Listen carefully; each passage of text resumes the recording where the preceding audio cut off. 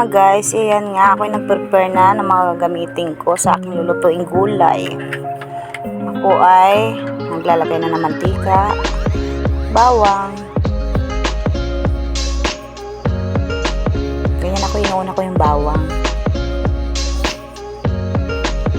Sibuyas.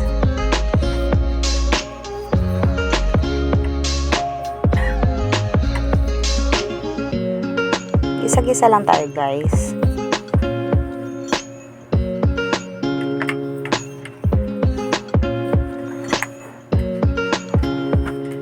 Lagay ng kamatis para medyo colorful.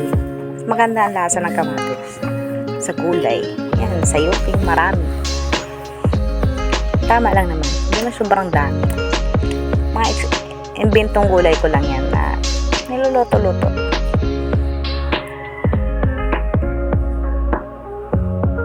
Hindi na kailangan haluan ng karne.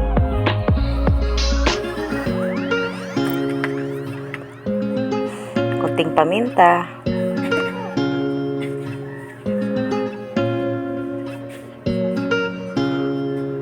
Halo-halo lang tayo.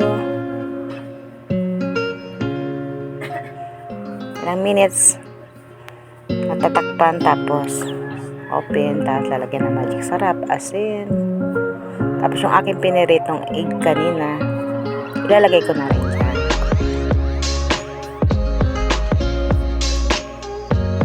Saka isang cubes na rin para pampalasa. Halo-halo lang.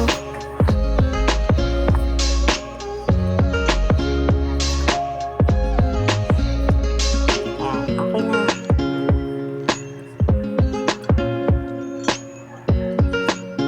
Kunting tubig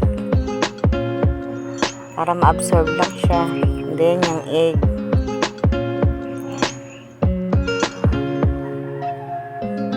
Experiment ko lang yan. Napanood ko lang din sa YouTube. Gaya-gaya.